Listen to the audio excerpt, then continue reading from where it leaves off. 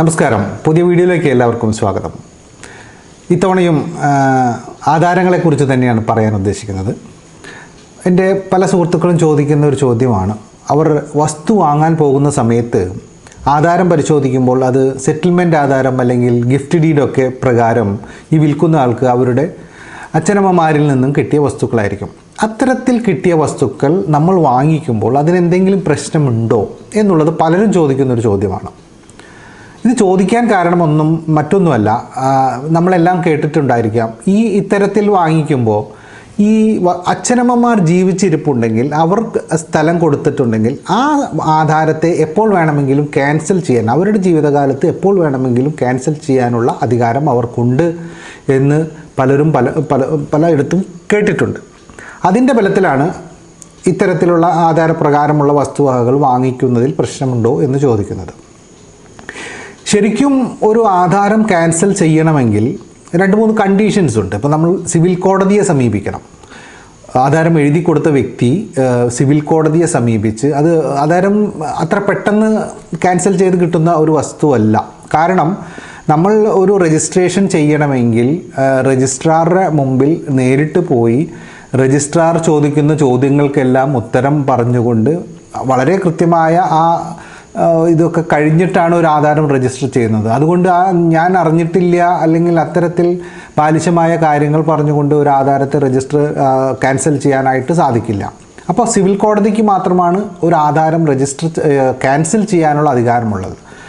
അതിന് നമ്മൾ പ്രൂവ് ചെയ്യേണ്ടത് ഈ ആധാരം രജിസ്റ്റർ ചെയ്തത് ഞാൻ പോയി രജിസ്റ്റർ ചെയ്തിട്ടുണ്ട്, ഒപ്പിട്ട് കൊടുത്തിട്ടുണ്ട്. പക്ഷേ ആ ഒപ്പിട്ടത് ഒന്നുകിൽ ഒരു ഭീഷണി, കൊയേർഷൻ അല്ലെങ്കിൽ അൺഡ്യൂ ഇൻഫ്ലുവൻസ്, ഫ്രോഡ്, അങ്ങനെയുള്ള കാരണങ്ങൾ കൊണ്ടാണ് എനിക്ക് ഒപ്പിടേണ്ടി വന്നത് എന്ന് തെളിയിക്കേണ്ടതുണ്ട്. അത് സിവിൽ കോടതിയിൽ നമ്മൾ തെളിവ് നിരത്തേണ്ടതുണ്ട്. അങ്ങനെ സിവിൽ കോടതിക്ക് ബോധ്യപ്പെട്ടാൽ മാത്രമേ ഒരു ആധാരത്തെ റദ്ദ് ചെയ്യാൻ സാധിക്കുകയുള്ളൂ. അപ്പോൾ അത് അത്ര എളുപ്പമുള്ളൊരു സംഭവമല്ല. എന്നാൽ ഈ പാരൻസിന് അല്ലെങ്കിൽ സീനിയർ സിറ്റിസൺസിനൊക്കെ ഇത്തരം കടമ്പകളൊന്നുമില്ലാതെ തന്നെ ക്യാൻസൽ ചെയ്യാനുള്ള ഒരു വകുപ്പ് ഉണ്ട്. അത് പറയുന്നത് maintenance and welfare of parents and senior citizens act 2007 പറയുന്നത്. അതിൽ സെക്ഷൻ 23 പറയുന്നത്. ഞാൻ ഇതിനെക്കുറിച്ച് മുമ്പ് ഒരു വീഡിയോ വിശദമായിട്ട് ഇട്ടിട്ടുണ്ട്. അതിൻ്റെ ലിങ്ക് ഞാനിവിടെ ഡിസ്ക്രിപ്ഷനിൽ കാണിക്കാം. അപ്പോൾ അതിൻ്റെ ഒരു പ്രത്യേകത എന്ന് പറഞ്ഞാൽ സെക്ഷൻ 23 പറയുന്നത്, ഈ സീനിയർ സിറ്റിസൺസ് ആക്ടിൻ്റെ സെക്ഷൻ 23 പറയുന്നത് അച്ഛനമ്മമാരോ അല്ലെങ്കിൽ സീനിയർ സിറ്റിസണോ ആയിട്ടുള്ള ആളുകൾ അവരുടെ വസ്തുവകകൾ മറ്റൊരാൾക്ക്, അവരുടെ മക്കൾക്കോ മറ്റോ കൊടുക്കുമ്പോൾ അതിലൊരു കണ്ടീഷൻ പറയുകയാണ്. എൻ്റെ ജീവിതകാലത്തിൽ എന്നെ നോക്കണം എന്ന് പറഞ്ഞുകൊണ്ട്, എൻ്റെ മെയിൻ്റനൻസ്, എനിക്ക് ബേസിക് അമ്യൂണിറ്റീസ് തരണം എന്നുള്ള കണ്ടീഷൻ ആധാരത്തിൽ എഴുതിക്കൊണ്ട് സെറ്റിൽമെൻറ്റ് ഡീഡിലോ അല്ലെങ്കിൽ ഗിഫ്റ്റ് ഡീഡിലോ മുഖാന്തരം, ഗിഫ്റ്റ് ഡീഡിൽ സാധാരണ കണ്ടീഷൻസ് വയ്ക്കാൻ പറ്റില്ല. അപ്പോൾ സാധാരണ സെറ്റിൽമെൻറ്റ് ഡീഡിലാണ് ധനനിശ്ചയാധാരം എന്ന് നമ്മൾ പറയും, അതിലൂടെയാണ് ഇത് കൊടുക്കാറ്. അപ്പോൾ അതിൽ ഈ കണ്ടീഷൻ പറഞ്ഞിട്ടുണ്ടെങ്കിൽ, എന്നെ നോക്കാമെന്ന കണ്ടീഷനോടുകൂടി വസ്തു ട്രാൻസ്ഫർ ചെയ്തിട്ടുണ്ടെങ്കിൽ അതിനെ അവർ പിൽക്കാലത്ത് ഈ മെയിൻ്റനൻസ് ചെയ്യുന്നില്ല, അമ്യൂണിറ്റീസ് കൊടുക്കുന്നില്ല, അച്ഛനമ്മമാരെ നോക്കുന്നില്ല എന്നുള്ളൊരു കണ്ടീഷൻ വരികയാണെങ്കിൽ മെയിൻ്റനൻസ് ട്രിബ്യൂണൽ, അത് RDOൻ്റെ മുമ്പാകെ ഈ അച്ഛനമ്മമാർക്ക് അല്ലെങ്കിൽ സീനിയർ സിറ്റിസണിന്, ഈ വസ്തു കൊടുത്ത ആളുകൾക്ക് അല്ലെങ്കിൽ അവരുടെ ബന്ധുക്കൾക്കോ എന്തെങ്കിലും അസോസിയേഷനുകൾക്കോ എല്ലാം ഒരു കംപ്ലൈൻറ്റ് കൊടുക്കാം സെക്ഷൻ 23 പ്രകാരം, ഈ ആധാരം റദ്ദ് ചെയ്യാനായിക്കൊണ്ട് അല്ലെങ്കിൽ അവർക്ക് മെയിൻ്റനൻസ് കൊടുക്കാനായിട്ട്. അപ്പോൾ ഈ RDOയ്ക്ക് ഇത് പരിശോധിച്ചുകൊണ്ട് ഇവർ മെയിൻ്റനൻസ് ചെയ്യാത്ത ആളുകളാണ്, അച്ഛനമ്മമാരെ നോക്കാത്ത ആളുകളാണെന്ന് കണ്ടാൽ ഈ ആധാരത്തെ റദ്ദ് ചെയ്യാം. അത് അവിടെ നേരത്തെ പറഞ്ഞ കണ്ടീഷൻ, അൺഡ്യൂ ഇൻഫ്ലുവൻസ്, ആ ഒരു രീതിയിലുള്ള ആധാരമാണ് ഇത് എന്ന് തന്നെ കണക്കാക്കിക്കൊണ്ട് വേണമെങ്കിൽ ഇതിനെ റദ്ദ് ചെയ്യാം എന്നാണ് പറയുന്നത്. അല്ലാതെ മറ്റു തെളിവുകളൊന്നും വേണ്ട, മെയിൻ്റനൻസ് ഇല്ല എന്ന് മാത്രം തെളിയിച്ചാൽ മതി. ഇതാണ് നിയമം. അപ്പോൾ ഞാൻ മുമ്പ് പറഞ്ഞ വീഡിയോയിൽ അന്നത്തെ ഹൈക്കോടതി വിധികൾ അനുസരിച്ച് ഇത്തരത്തിൽ കണ്ടീഷൻ പറയാത്ത ആധാരത്തിലാണെങ്കിൽ പോലും ആ ആക്ടിൻ്റെ പർപ്പസ് എന്ന് പറയുന്നത് ഈ സീനിയർ സിറ്റിസൺസിൻ്റെ മെയിൻ്റനൻസ് അവരുടെ സ്വത്ത് വാങ്ങിക്കഴിഞ്ഞാൽ അതിന് ബാധ്യതപ്പെട്ടിരിക്കും, മക്കൾ ഇവരെ നോക്കാൻ ബാധ്യതപ്പെട്ടിരിക്കും. അപ്പോൾ ഒരു കണ്ടീഷൻ ഞങ്ങൾ നോക്കേണ്ടതാണ് എന്നുള്ളൊരു കണ്ടീഷൻ ആധാരത്തിൽ പറയാൻ വിട്ടുപോയി എന്നുള്ള ഒരു മിയർ ടെക്നിക്കാലിറ്റി അത് പറഞ്ഞുകൊണ്ട് ഇവർക്ക് ഇവരുടെ മെയിൻ്റനൻസ് ഒഴിവാക്കാൻ പറ്റില്ല. അതുകൊണ്ട് അങ്ങനെ കണ്ടീഷൻ പറഞ്ഞിട്ടില്ലെങ്കിൽ പോലും ഈ ആധാരത്തെ റദ്ദ് ചെയ്യാൻ ട്രിബ്യൂണലിന് അധികാരമുണ്ട് എന്നുള്ളതാണ് പറയുന്നത്. അതായിരുന്നു ഇതുവരെയുള്ള ഞാൻ മുമ്പത്തെ വീഡിയോ ചെയ്യുന്ന സമയത്ത് ഒരു കേരള ഹൈക്കോടതിയുടേതടക്കമുള്ള വിധികൾ പറഞ്ഞിരുന്നത് അങ്ങനെയാണ്. കണ്ടീഷൻ ഇല്ലെങ്കിൽ കൂടെ ആധാരം റദ്ദ് ചെയ്യാൻ സാധിക്കും എന്നുള്ളതാണ്.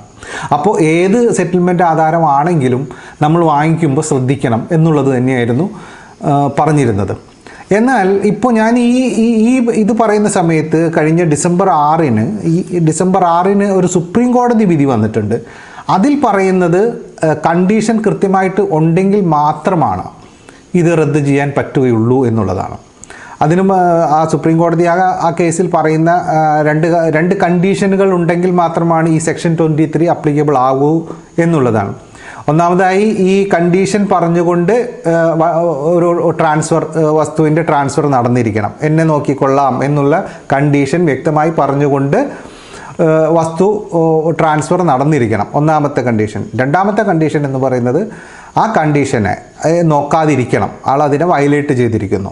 ഈ രണ്ട് കാര്യങ്ങൾ നടന്നു കഴിഞ്ഞാൽ ഈ വസ്തു കൊടുത്ത ആളുകൾക്ക് സെക്ഷൻ 23 പ്രകാരം ട്രിബ്യൂണലിനെ സമീപിക്കാവുന്നതാണെന്നുള്ളത്.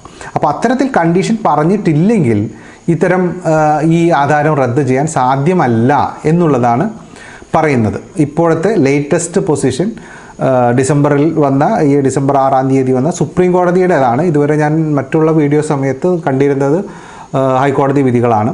അപ്പോൾ ഇത്തരം വിധി വന്നതുകൊണ്ട് അത്തരം കണ്ടീഷൻ ഇല്ലാത്ത കിട്ടിയിട്ടുള്ള ഒരു ആധാരം മാതാപിതാക്കൾ ഈ കൊടുത്ത ആളുകൾ ജീവിച്ചിരിക്കുന്നുണ്ടെങ്കിലും ആ വസ്തു വാങ്ങിക്കുന്നതിൽ തെറ്റില്ല എന്നാണ് ഇപ്പോഴത്തെ പൊസിഷൻ പറയുന്നത്. അപ്പോൾ അത് ആധാരം വായിച്ചു നോക്കി ശ്രദ്ധിച്ച് ചെയ്യാവുന്നതാണ്.